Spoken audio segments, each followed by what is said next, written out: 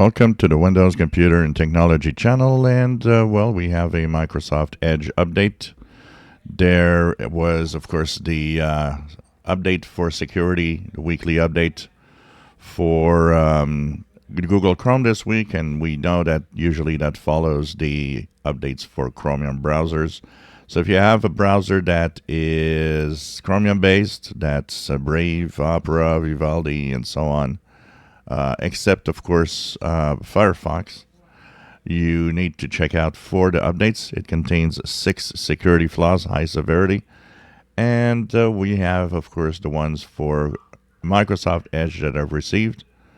So go on the upper right corner, 3 horizontal dots, go Help and Feedback and About Microsoft Edge, and you should be moving to version 126.0.2592.68 as of late yesterday, June the 20th, and of course today, June the 21st, you will have all of this update for 6 security flaws.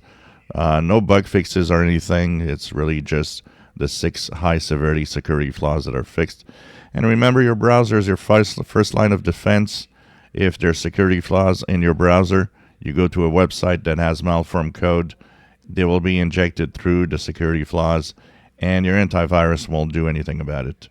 Stop thinking, once again, antivirus is the number one security. It's not.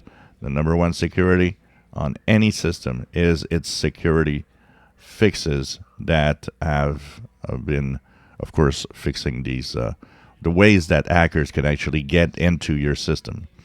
So check it out if you use Edge. Even if you don't use Edge, I always recommend that you do check it out, because you never know when Microsoft wants to open a link through Edge rather than your favorite browser.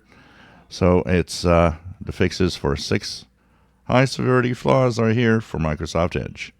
If you enjoy my videos, please subscribe, give us thumbs up. Thank you for watching.